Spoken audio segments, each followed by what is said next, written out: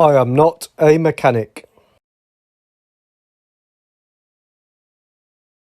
So I'm going to be fitting a Toyosport front mount intercooler kit to the Golf GTI 1.8t. I want to get to the exhaust manifold to find out where we've got a leak, and it's a good power upgrade for this car because heat soak is a problem in it only generating 209 horses. First thing you need to do is remove the bumper. Quite a straightforward job.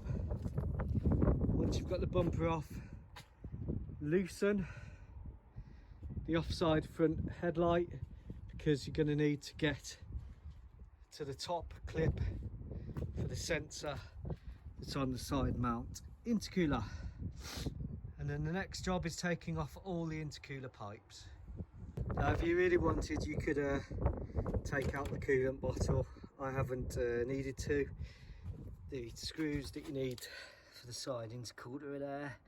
Now my screws on the sensor are absolutely rusted, so I'm going to have to drop the side mount intercooler down and then try and unscrew it. The final intercooler mount is just here. This one is rusted to the max, so it's just going to be forced out. Disassembly is an absolute nightmare. You have to remove the bracket that holds the turbo pipe on here. You have to remove these 10mm bolts here. You have to pull that silicone bit off. It's absolutely galing. I'm getting a headache from working upside down as well. So when you have it taken off, you'll actually be able to see the turbo, exhaust manifold, and that's quite important because I've got some ticking sound and haven't been able to find it, but now being able to see the turbo and the manifold, should be able to find where that ticking sound's coming from. The next part of the install is a jigsaw puzzle with no instructions, where everything that you need to put on collides with something that you've already got on the car. So I'm going to be moving the catch can pipes, reconfiguring this whole area to make this part fit. Mounting the intercooler, I find it's easier to do by taking off the front bracket slash crash bar. Drill 3 holes, 2 in the right place, 1 in the wrong place, and mount the intercooler. The bolts supplied with the kit do not work, so you have to use your own bolts. Day 3, the jigsaw puzzle with no instructions where nothing fits. So I'm going to do a battery relocation. I'm going to bring the air filter down here. Should give it a nice shot of cold air. I have absolutely no idea why there's a bracket on here. Maybe if you have a standard one, it will work. Unfortunately, my philosophy of measure once and cut in completely the wrong place hasn't worked. I've actually had to cut off a little lip on the back here, which was preventing the intercooler sitting properly. I've stuck in another extra line of holes so I can move the intercooler back, which hopefully will then allow me to merge it with the pipes. So a quick video update. Unfortunately, the work has run on due to work and the weather. Now the kit does not come with the N75 tube. It does come with the one to the dump valve, so I've had to order one of these. I'll be capping this one off and running the N75 into here. So if you are purchasing this kit, you do need to buy an extra one of those, about £15 from eBay. In addition, my air filter needed a bit of changing around, so I've had to order another silicone bit. I've had to order some joiners, which I'm waiting for to finish this job, and then I will be able to cut this tube down here, join it on, and then hopefully we will have that side of the charge system working.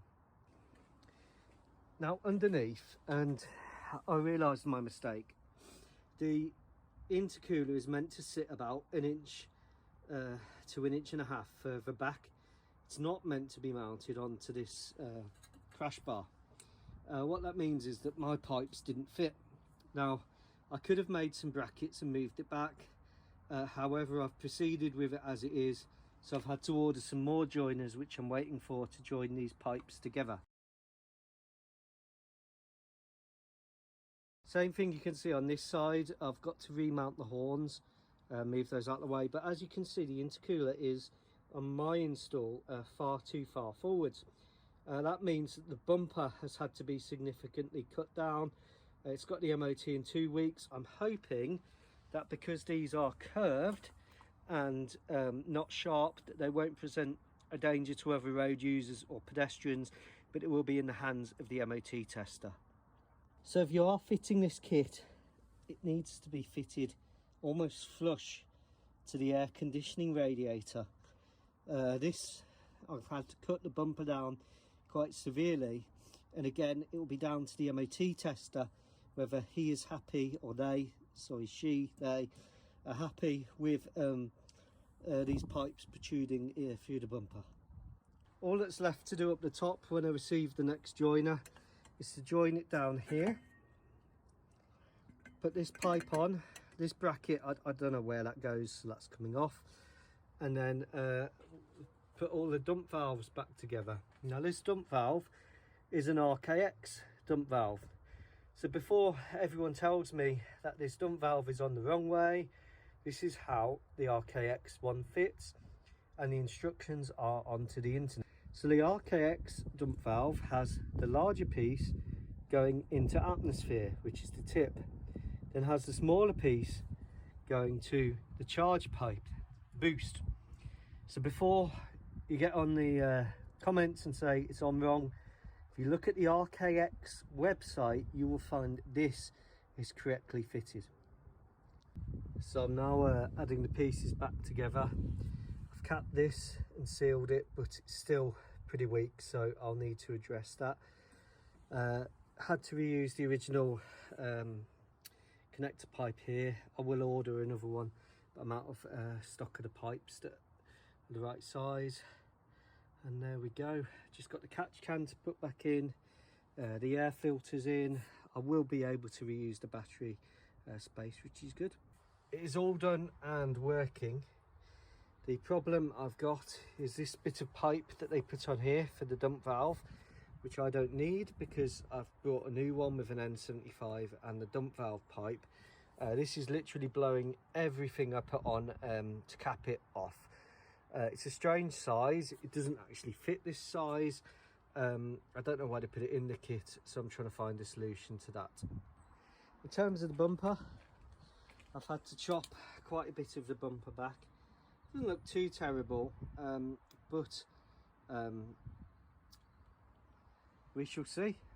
And at the minute I'm using this pipe here, which was the original one, well, silicon upgrade from the dump valve to the charge pipe, which was over there.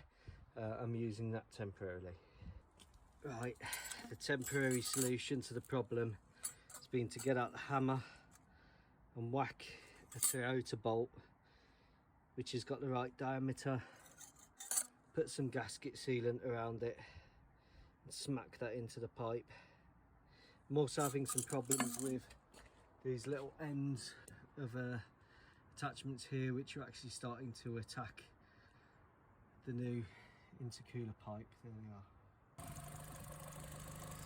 So here we go, working order again.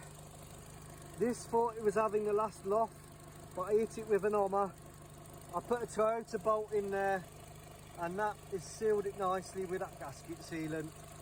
I had to chop the bumper up.